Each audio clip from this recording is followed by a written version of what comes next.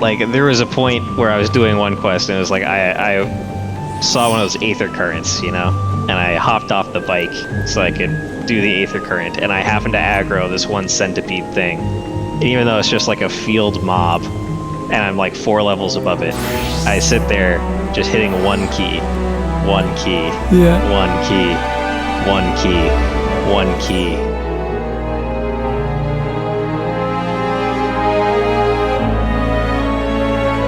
Just hitting one key, one key, one key, one key, one key. Jeez, would I rather be playing something else?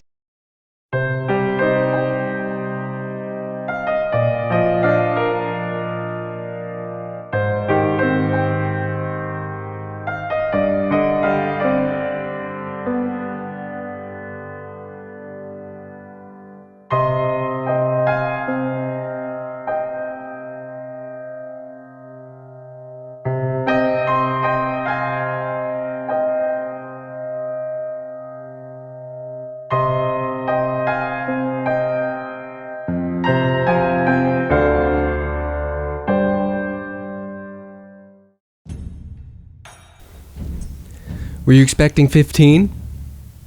So was I. Sorry, my voice might be a little deep. Kind of coming down with something here. And Asuna. It doesn't work. Anyway, this week you'll have to settle for our 3rd installment in the MMO adventure of Final Fantasy XIV, Stormblood. A tale of rebellion, war, and self-discovery.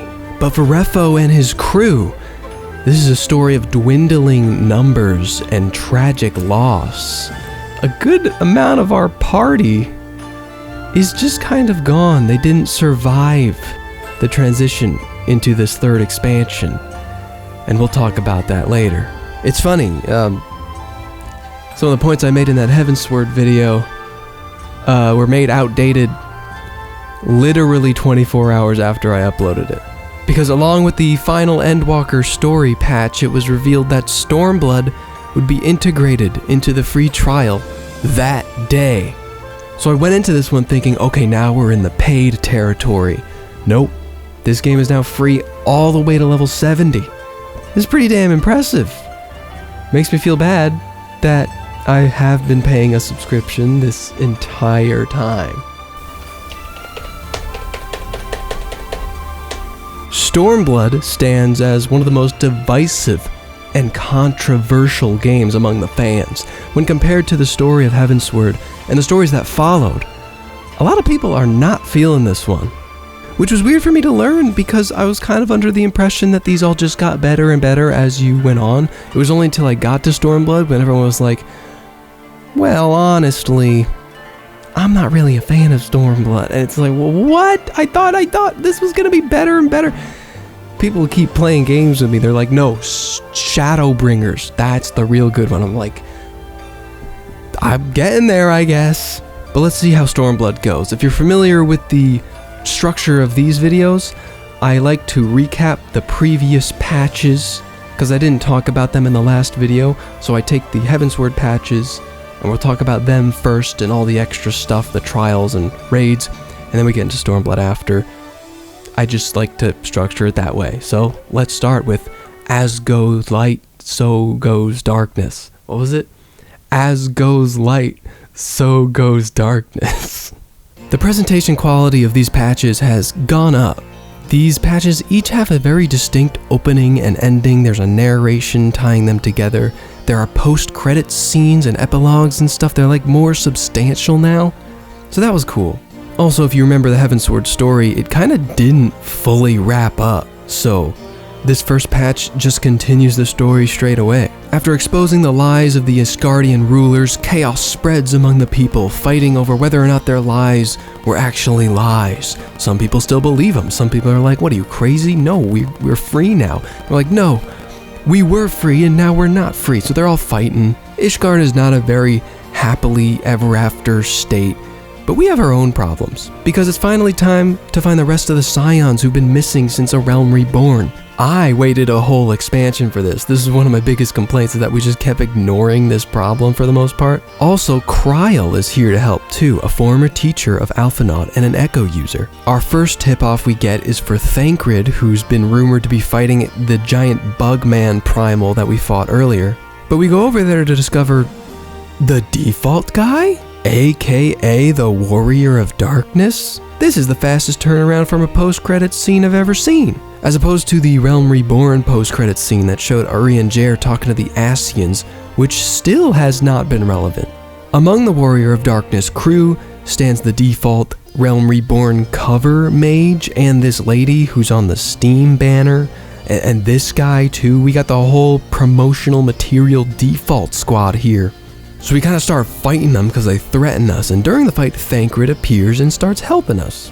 And the Warriors of Darkness teleport away using the Aether the same way we do. I thought it was only we that could do that. Alright, things are getting interesting right away. So Thancred tells us he woke up naked in the forest and has basically been surviving on his own this whole time. He makes up some nonsense excuse for not looking for us, but it's fine, at least he's here now. But oops, we ignored that city chaos for too long. Aymeric was going for a walk and he gets stabbed by an Archbishop Truther, and the city sets on fire in riots.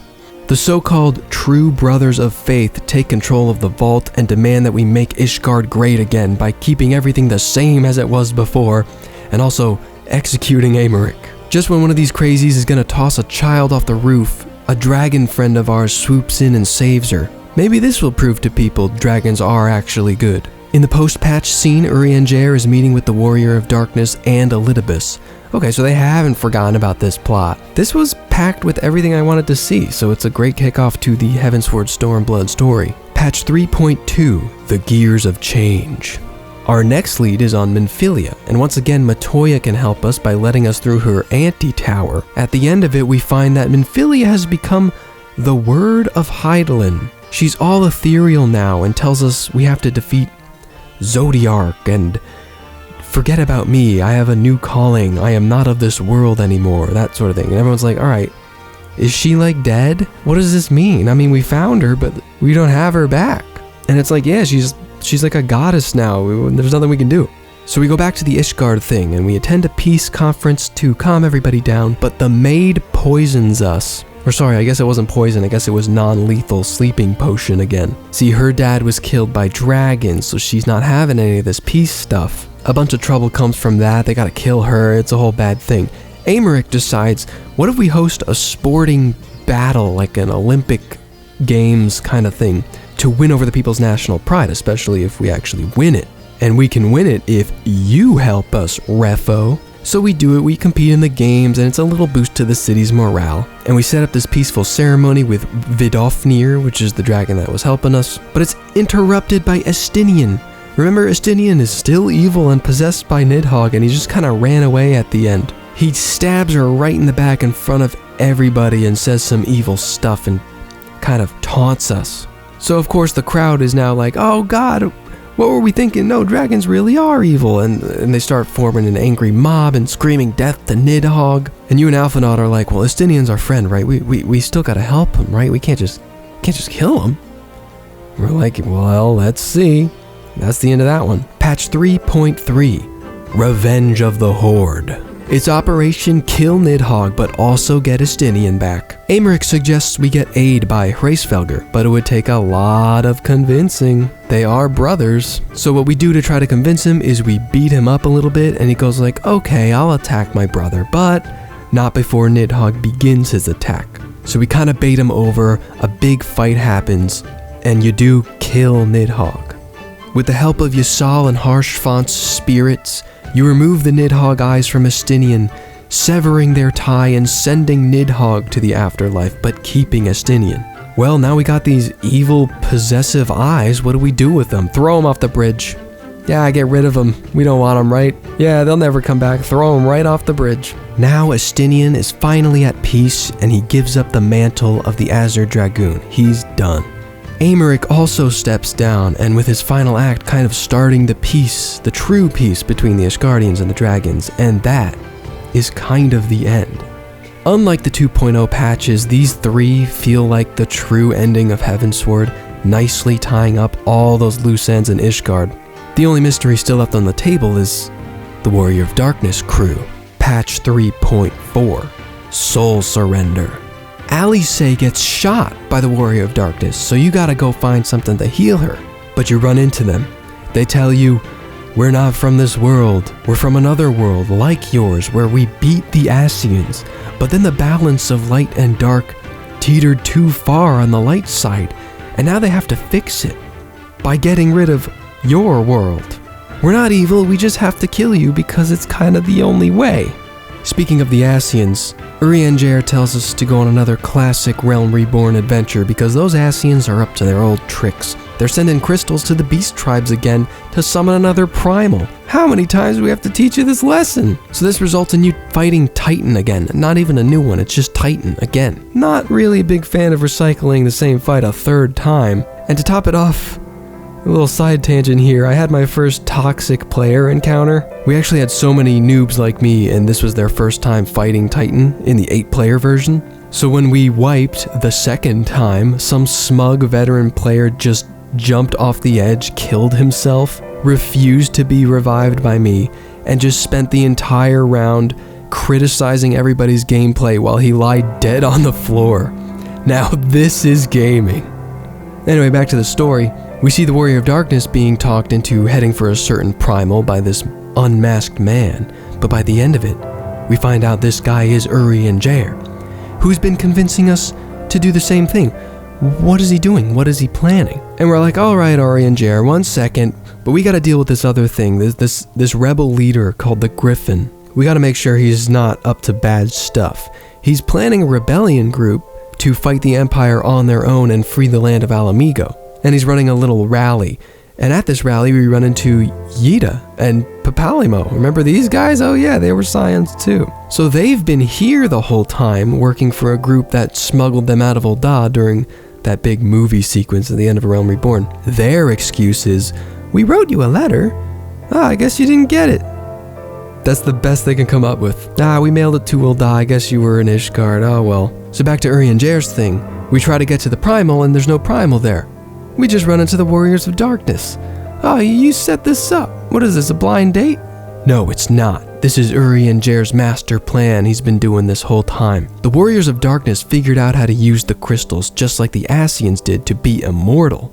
But he has a way we can actually fight them. Ironically, this is the moment they take the opportunity to completely humanize these villains. They tell us they gave their mortal lives for their world, fought hard, won, and now we're standing in their way. I found myself more interested in this plot than any of the others because they're the mirror image of us, except better because they actually beat the bad guys in their world.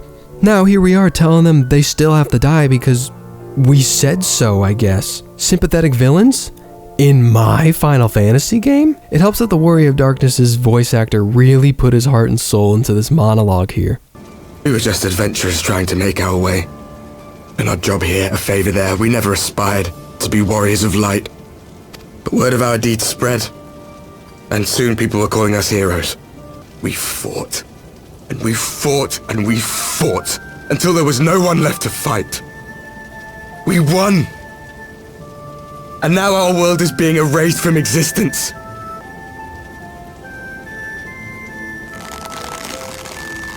We did everything right! Everything that was asked of us, and still it came to this! You of all people should understand. We cannot, we will not falter! We brought our world to the brink of destruction, and now we must save it.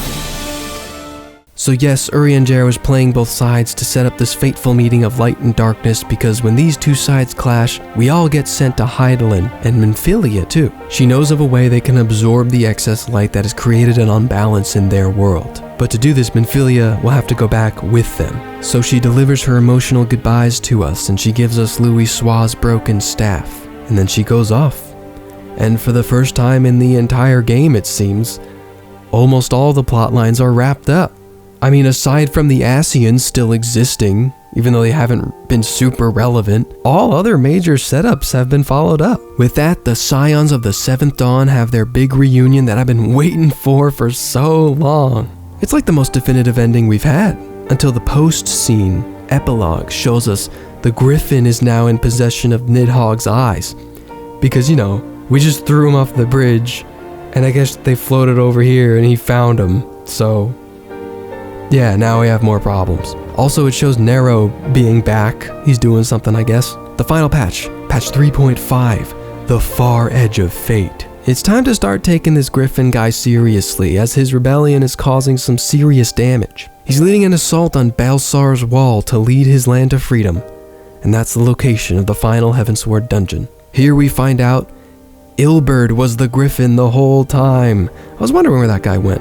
Using the Nidhogg eyes we carelessly threw off a bridge, he attempts to summon a primal potentially even stronger than Bahamut. But Papalimo knows what he has to do. With the Louisoix staff in hand, it's time for him to do basically exactly what Louisoix did when Bahamut arrived during the Calamity. He sacrifices himself to contain the monster and the rest of us run away. This creates a giant cocoon of light with, you know, a giant monster inside, and it's just there now. But it's a looming threat. If it ever breaks, we could face another calamity. Meanwhile, a funny samurai guy arrives in Eorzea. While we're in our meeting discussing the situation, Nero shows up and says all smugly, "Ha, you need my help to bring back Omega, and that way we can take this guy down." So in just a few quests, we witnessed an epic god versus war machine battle. This epic god is the great dragon Shinryu, but both him and Omega end up getting lost somewhere very far away. Seeing this causes Yida's tattoo to disappear for some reason. Pretty soon, she finally unmasks herself and trauma dumps her whole backstory to us. She was acting as her sister the whole time. She's not really named Yida. And Y'shtola's like, yeah, we knew all that, but Papalimo convinced us to go along with it. And I'm like, but I didn't know. So this isn't Yida, this is Lise, and now she's finally her own person? Okay. And then Funny Samurai shows up. Gotsetsu is his name. He says, okay, it's time to go to war in Doma for freedom. Oh, alright, and then it fades to credits. Not a super hard cliffhanger this time, but I don't mind it. I guess this is the setup for Stormblood. So I really enjoyed these patches. My main issue with the Heavensward based story was that the pacing was weird and it didn't focus on the thing like the giant cliffhanger the previous game left us on. But then everything I wanted to see was in this patch batch, including the cliffhanger that was from Heavensward. The Warrior of Darkness thing was followed up on quickly and even wrapped up. Now I know what some of you are thinking. If these patches gave me what I wanted out of Heavensward, then why did I judge Heavensward before playing the patches? They're all included, it's a bundle.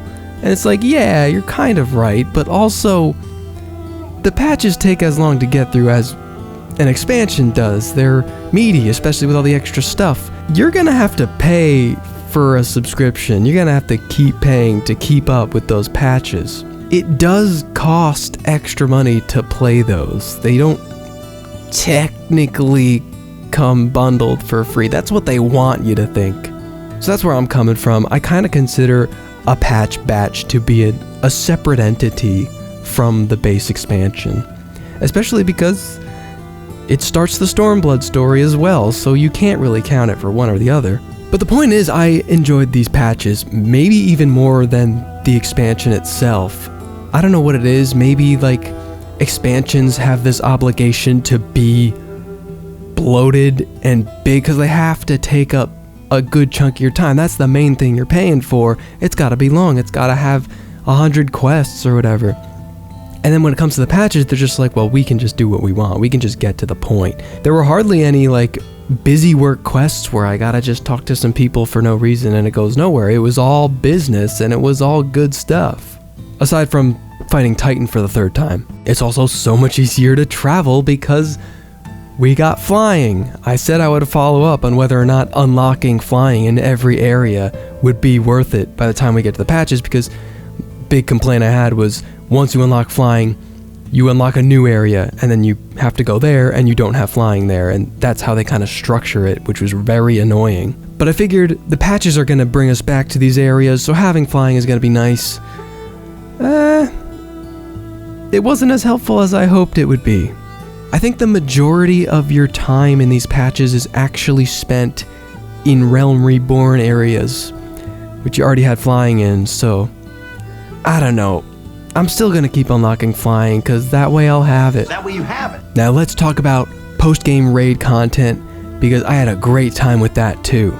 The optional Heavensward Trial series, as they call it, is inspired by Final Fantasy VI's Warring Triad. Really fun fights. They were way better than all the trials that were included in Heavensward, probably any of the trials we've faced so far. Fun, unique mechanics, lots of instant death stuff you had to figure out how to avoid, like the boss that tipped the scales in one direction so you had to counterweight it, or the one that would smash the floor with a giant fist and fling you into the air. For a healer, it meant I was up and running around the whole time trying to make sure people stayed alive, and that was great, that's what I wanted. In my last video, the transition they made from having trials be 4 players to 8 players was one of my biggest complaints, because I actually preferred 4. But I think I might be turning around now. I might have realized that it wasn't the fact that it was 8 players, it was just that story trials are really easy. They are made to be beaten. If beating these trials really required 2 healers to be very good at their job, then some people wouldn't make it through. You know? If they made it really challenging, it would be a genuine wall that halted progress, and they can't really have that. That would get people upset. So I think that's what it is. It's just really easy for the story. But then once you get to that post-content, it's like, alright, well, if you're here, this is optional. Let's get real. Let's have a good fight. And that's what I felt when fighting these warring triads. It was really fun. I actually needed to do my job, and the other white mage also had to do their job, and if one of us fails, we needed to make sure the other one got rezzed as fast as possible. You can tell they wanted these fights to feel physically bigger and much more dramatic. The scale of these fights provide a wow factor that you're just not getting in the story. Speaking of scale, the Heavensward Raid series is based on the colossal Alexander. Raids are kind of like 8-player dungeons where you actually have to go through things and figure out where to go most of the time, but then also fight a bunch of guys too. And these provide the same dramatic difference in scope and scale as the trials did. The story of the Alexander raid goes, a bunch of goblins try to bring back Alexander to save the world, but me and the boys infiltrate him and show him that we're better than him, and he's not needed in this timeline. Also, there's a black cat who travels through time to help us. Didn't pay a ton of attention to the story, as this is one of Krogar's last stands with us, and we tried to do it all in one night. Like the Coils of Bahamut, we also went through these unsynced, so our veteran friend kind of blew through everything for us. We did try to do it legit, but the first time we queued took like 30 minutes, and you know, these raids are split into like 4 parts or something, maybe 5, and that's like the first third, so there's like 15 times you're gonna have to queue, and we were like, yeah, unsync it. It's a shame because this had some of the wackiest fights we've yet seen. We got to fight the Power Rangers, I got trapped in a cage and they all had to rescue me. We fought Pepsi Man, we became gorillas, like, they really went all out for this. The extra post-game content is so juiced up compared to the normal story stuff, you really gotta check it out if you're one of those strictly story guys. Lastly, we'll take a look at this expansion's Alliance Raid. This is the big 24-man things where you're split into 3 groups, but then you come together and it's all just complete chaos. The previous Alliance Raid was heavily inspired by Final Fantasy III, but this one, the Void Arc, doesn't seem inspired by any game in particular. It's all about killing demons and hunting Diabolos to close off the void or something. The thing I was most interested in was seeing Cait Sith, who is designed exactly as they are in Final Fantasy XI, but they're completely unrelated somehow. I didn't really get invested in the Sky Pirate Cruise story. The raid itself was pretty cool. I wasn't expecting to explore an H.R. Geiger alien world. There was a cool beam struggle with Diabolos in the end. You go to Kingdom Hearts, but this somehow wasn't as fun as the other raids we've experienced so far. But we did have a personal investment in our Void Arc raid. It was the final chapter for one of our friends. It's time for our Friends update, or should I say, the obituary of one Krog-Gar Scar veteran. The Refo crew's Stormblood story is one of tragedy. As shown in this video's intro, one of the 3 sprouts has chosen to hang up the mantle, and what a sad day it was. To refresh the viewer, if you don't remember the initial Realm Reborn video, we set in with a party of 6, give or take. 3 sprouts, me and 2 friends I brought along the way to play through blind, and then 3 veterans who were there to show us the ropes and give us all the tips. The amount of time dedication it takes to play through an MMO is probably the biggest deterrent that anybody has towards starting one. Not only does it take so much time, but eventually you have to pay for all that time just forever, for as long as you play it. And the endless grind of walking place to place, turning in a quest, with the actual gameplay being still not very engaging, Krog-Gar knew pretty early on that he wasn't going to stick around forever. What kept him going was the fact that he was on a free trial. At least he wasn't losing money on this deal, but that also meant that Stormblood was always going to be the end for him. I know, insanely ironic that literally the day I uploaded the Heavensward video was the same day we finished the final thing of the Heavensward patch, which was the day before they surprise dropped that Stormblood is now free. But of course it wasn't really just about the money, it was about the time. He enjoyed hanging out with us on Monday nights and playing through dungeons and trials. It was always a good time, but he hated the time he had to spend on his own, the 2 to 3 hours a week of just grinding, skipping cutscenes at times just to cut down on the time a little bit. It was just a slog. It was just miserable. And I get it. I totally get it. I think it was shortly after the Anti-Tower dungeon, patch 3.2, I did my weekly story and then went to the Discord to tell the guys where they need to catch up for our Monday night thing. Hey guys, it takes like 2.5 hours to get to the next dungeon. See you there Monday. And then he's just like, I can't do it anymore. I just can't. He reached the breaking point. But the good news is, since none of the raid content requires you to grind through story, he did play all that stuff with us as we were wrapping up our Heavensward journey. And we got to send off his character that way. Well, what's your review, Mr. Eli? Yeah, Eli, you have just completed Final Fantasy 14. What do you have to say? Final Fantasy 14, I would give, like, in my opinion, like a 4.5 out of 10. Heavensward, I would give like a 6 out of 10. It's not bad. That's pretty good improvement, I'd say. Yeah. It was way better than a Realm Reborn. It's just like the MMO mechanics in general, just overall.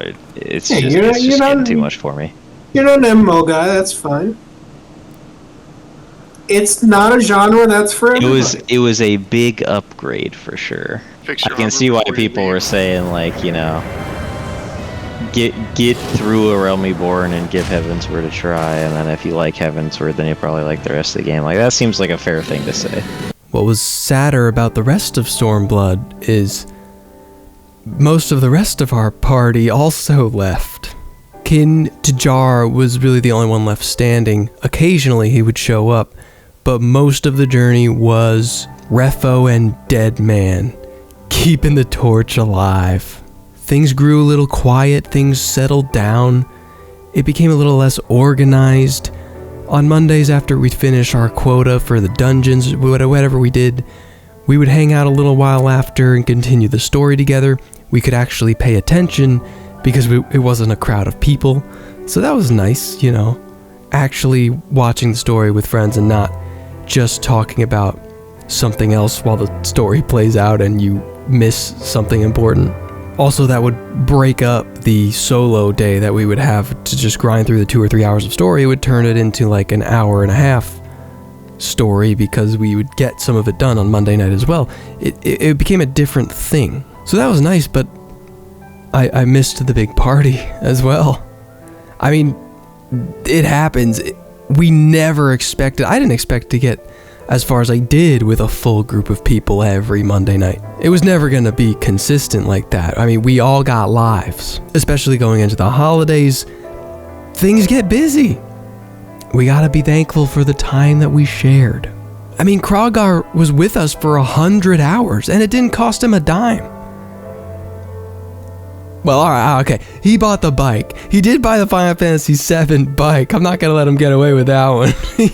He didn't come through scot-free. He dropped the money for the Final Fantasy VII bike. You saw it in the last video. And he bought that simply because it got him through the grind slightly faster. That's how much he dreaded it. He dreaded it that much, but he sunk that much time in it to hang with us still. So you know what? Rest in peace, Mr. Scar Veteran. Now what's the deal with Stormblood? As I said before, it's not exactly the fan favorite expansion, and a lot of new stuff it added has been integrated into the whole game, so nothing much felt new to us when entering this expansion. Stormblood focused on revamping the old battle system, which I'm not sure how it worked in the past, as well as adding a big new feature, a job-specific gauge to every job in the game. In White Mage's case, we got the Lilies gauge, which charges up 3 lilies at once and allows you to use specific abilities with those lilies. And if you remember, I unlocked it in the Heavensward video, and there's nothing much to do with it. You get 1 heal with one of those lilies, and there's no other special abilities yet. And there still isn't after Stormblood. So retroactively, I can see how cool this update might have been. It goes a long way towards making every class feel unique, eventually, I suppose. But considering Heavensward added flying, oh man, it's hard to beat that. Stormblood technically added swimming, but only in like 2 or 3 specific new areas, and it's just flying but underwater. I was into the new theme, which is straight up feudal Japan, like they aren't even attempting to hide it, it's just Japan. But it made for the most lively environments we've seen so far. Kugane, the main town, is definitely my favorite city. It's huge, and it's really pretty. You can guess what job they added: Samurai, and also Red Mage. The questing is more or less the same, but I enjoy every now and then when they add some kind of weird one-time mechanic to use, like this stealth mission that lets you use a smoke bomb to get past guards. And there was at least one time that we unlocked flying in an area and they didn't immediately boot us to the next one. We got to use flying to continue the story for a short period of time, and that was great. So they are starting to throw us a little more bones, so I'm hoping stuff like that continues. Trials and dungeons felt a little more elaborate and challenging than they were in Heavensward, but still not as much as the side stories we talked about earlier in the raids. I wouldn't expect them to be, so it's still a net positive. It's all pretty good stuff. You know, I feel like there's going to be less and less stuff to talk about as these videos go on, but really the main focus is the story, and that's also where most of the criticism lies for Stormblood. But before that, we gotta give the White Mage update. Last time on White Mage Update, I cleansed a bunch of taints, I earned my Lilies gauge, as I just explained, didn't do a whole lot for me, and I knew it wouldn't do much more in Stormblood, so my expectations were low. The story was at least better. Gotta track down this child and her mom who speak to the trees. The child has special powers she cannot control, and they spawn demons around her, so it's real bad. Our girl Sylphie decides to stay with her and train her to control the Aether, even though she was pretty much still a rookie back in Heavensward, but we trust her with this anyway, I guess? Oh, surprise, they run away and Sylphie loses track of them. In the end, the kid and her mom follow the Aether into a cave where the mom gets killed, but the rest of us White Mages use our power to kill demons, and the kid finally gains control of her Aether powers. And so she becomes a part of the crew now. I guess she's gonna be a main character in the White Mage story that continues, maybe? Sure, this was cool, I guess. It was better than cleansing taints. But let's talk abilities. It was one of the most boring sets in the White Mage line.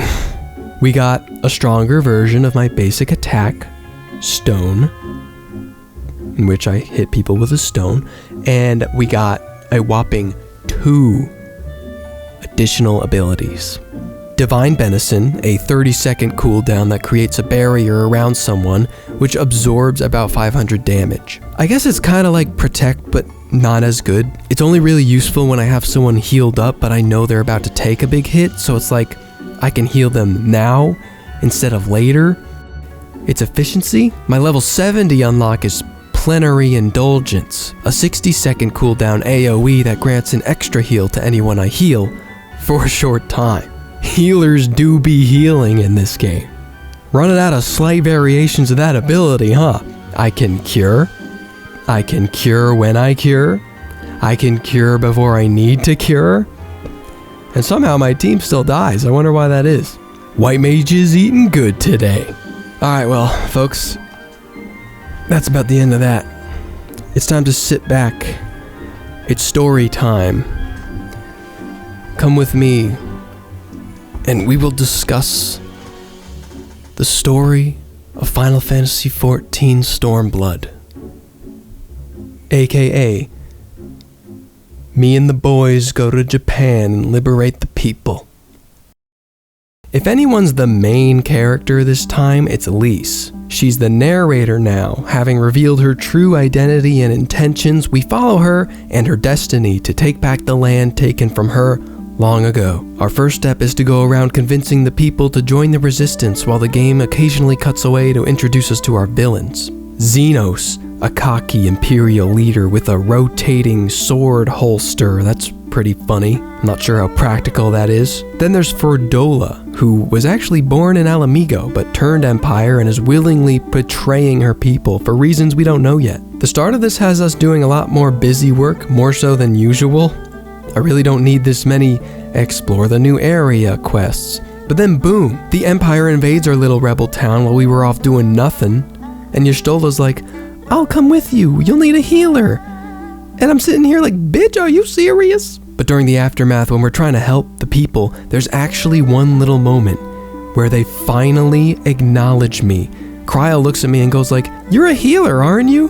Don't just sit there. And I'm like, oh, you finally noticed. For the first time, they acknowledged the canon that I am a healer and can actually help people. Xenos was a tougher enemy than we thought. He beat Y'shtola. He beat me. Maybe we should have tried sending a damager. But basically, they're establishing this samurai guy as somehow a greater foe than anything we've faced so far, but he's just a guy. So I didn't buy it. Anyway, we decide to recruit the people of Doma to fight in the rebellion, but we must cross the Ruby Sea. What follows is a pretty huge tangent with these Ninja Turtle looking guys having their own little war we gotta solve. We gotta kill another god, and make a friend named Soroban who grants us the ability to breathe underwater. They added swimming, guys. Look, they added swimming. They also show us another main villain here, Yotsuyu, a lower rank than Xenos, yet so much crueler. I wanted to kill her way more than Xenos. She's that type of sadistic bad guy that only gets pleasure from brutal physical and mental torture. By this point, Gotsetsu is an honorary party member, and my favorite of the new characters. He is funny samurai guy, but also is a man of respect, who wants to do right by his master. He and Yugiri eventually lead us to their legendary leader, Hien. Before he lets us use his people for war, he comes up with a way to unite the strength of all the people by winning an ancient competition against some of the other tribes.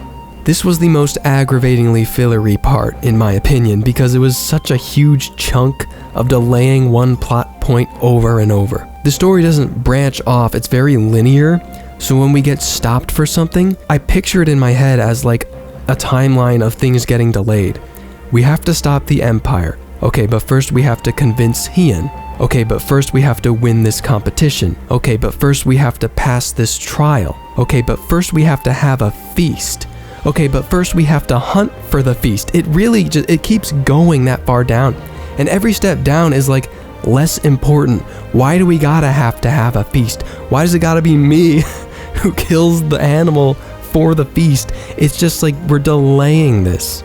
Anyway, after all that nonsense, we convince Hien to help us convince other people to help us. The plan now is to gather the troops and raid Doma Castle. Hien wants to just flood the whole thing, even though this used to be their castle. and this gives us a rare moment of resistance from Gotsetsu and a tenuous night where no one can sleep, so we all get up and have some drinks together. That was a nice moment. The next day, the invasion goes mostly as planned. The roof comes crumbling down onto Yotsuyu, who shoots Gotsetsu in the chest to take him down with her. I once again, in a cutscene, actually attempt to use my healing powers on him, but he doesn't want my help. He accepts his fate and the two get buried. So now that they finally acknowledged I'm a white mage, they're just gonna refuse my help every time, huh? Is that how it's gonna go? Well, hey, you know my stance. If the bodies aren't seen, they ain't dead. While we make our preparations to take back Alamigo, Xenos and Fordola kidnap Kryl and start using her for some weirdo experiments. They put her in some pod while Fordola gets put on a lab table to get powered up somehow. During an assault on an Empire tower, they decide to blow it up themselves, killing their own troops just to hit us. And we lose Conrad in the process. Not Conrad! Oh, but now Estinian is here and he's going Nidhogg mode to cut through their big cannons, which helps us to rescue Kryl and sneak in to open the way to take over the Alamigan quarter. Turns out this experiment was the Empire's attempt at making an artificial echo ability by siphoning off Kryl and giving it to Fordola. With her new echo ability, she can predict our movements, making it very tough to fight her. But luckily Urian Jer has a nifty new Aether power for us to use against her, and we capture her for interrogation. Killing Xenos is the only thing left on our plate, but if the artificial echo made Fordola that strong, Xenos must be on the level of gods. Well, that's just Mondays for us. We kill him, as we do.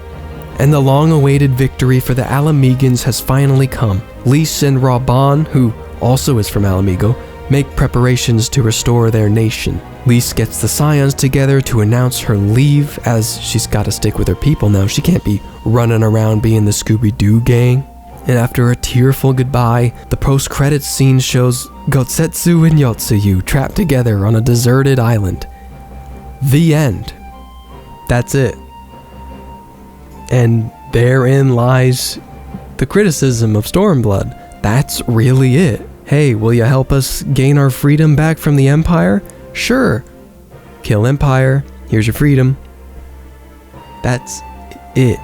Looking at how much of an upgrade Heavensward was from Realm Reborn, this kind of feels like a step backward, I must admit. I had issues with Heavensward's pacing and how the story is always jumping around between plots.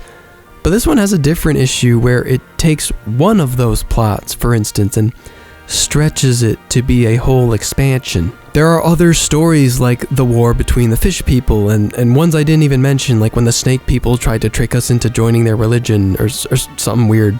But I don't have to mention them again because they don't really become relevant again. Everything that happens in the story is just a roadblock for the end of getting to the Empire and killing them. It doesn't introduce a new plot that we jump back to like in Heavensward. It's just like, stop. What's up with the snake and the religion? Oh, we gotta kill their god? Alright, 1 second. Kill the god. Come back. Alright, what were we doing? Oh, we were trying to raid Doma Castle. Okay. That's the whole story. It's just inconveniences, along the way. And all of these minor plots end with a dungeon or a trial, which makes me think they were excuses to get those in there because we gotta fill a quota for that sort of thing. But that just goes to show you how dull the main story really is because it didn't provide those dungeons or trials for us. There was no excuse to have a big fight because if you fought the Empire, that would have been it because you would have won. They even do stretch it a little bit because you have to liberate Doma. So you kind of kill the Empire there, but then you have to liberate Alamigo after that. So they do split it into 2 different battles, but it's the same thing. You don't kill any gods as a part of the actual Stormblood plotline. It's all these side tangents. The water god, the snake god. It's all just distractions. And you can make your story simple, but you gotta make me care about the characters and what they're up to on the side. And maybe this game, because of the way it's structured, should not have simple stories. There's so much room for side quests, but if we're talking about main plot that needs to happen for the overall story, it's gotta be a little more complex than this. My issue is not even so much that it was simple, it's that it was defeat the Empire again. Like, we did that in this game, not to mention all the other Final Fantasy games. I'm thinking about the Warrior of Darkness plotline. Like, things were getting interesting. I was into that, and it was wrapped up faster than any other plot they've added. What was it, 1.5 patches? Could that not have easily been an expansion on its own if they came up with more stuff to do with it? There's plenty of stuff they could have done with it. Mirror versions of us from another dimension who basically already beat the game show up, and both of us believe the only way to save our respective worlds is to fight each other, which could potentially ruin the other team's world? Nah, wrap that shit up. We gotta do the Empire plot again.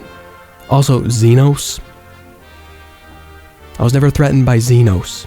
I'm thinking the writers have this problem here where our main character, Refo, is just so crazy overpowered, and they gotta come up with new threats to actually stand a chance against him.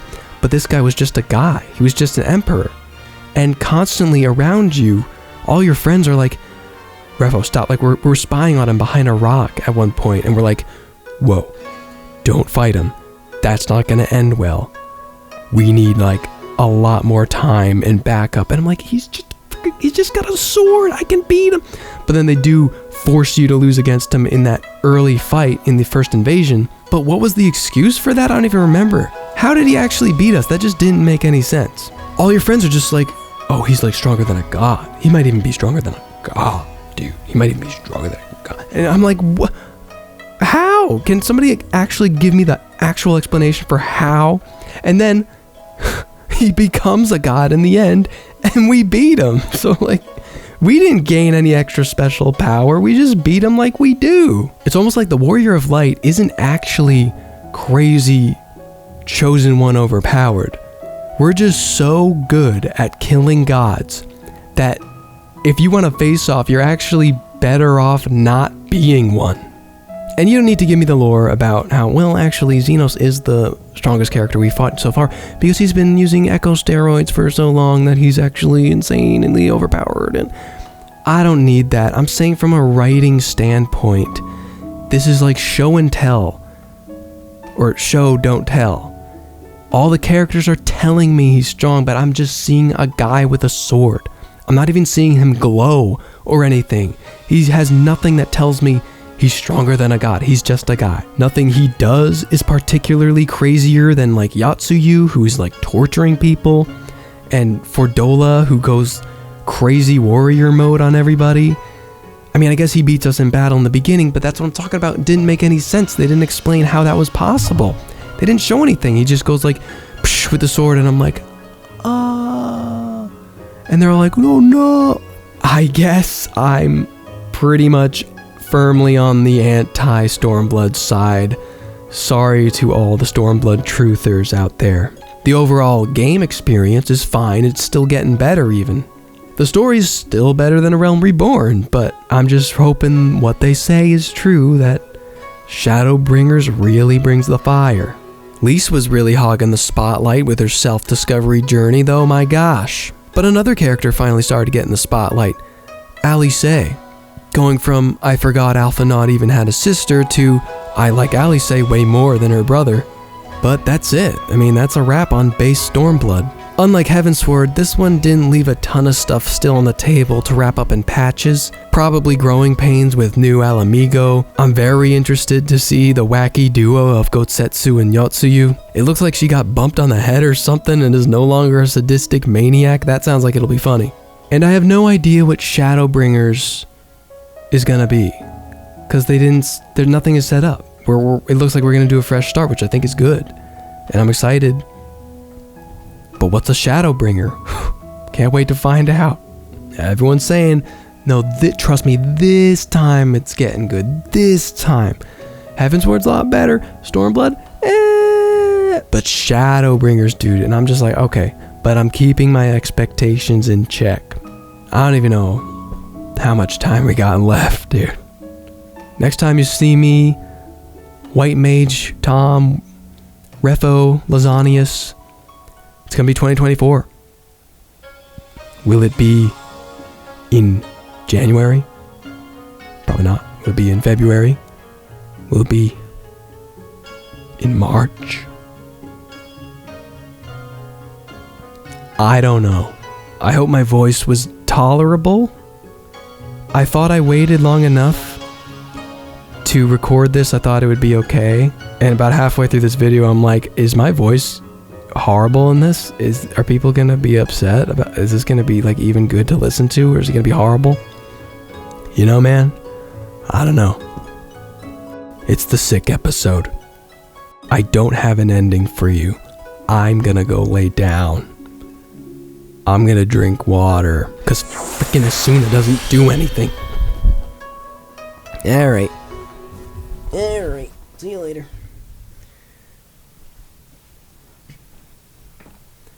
Gotta start working on re-raise, you know what I'm saying?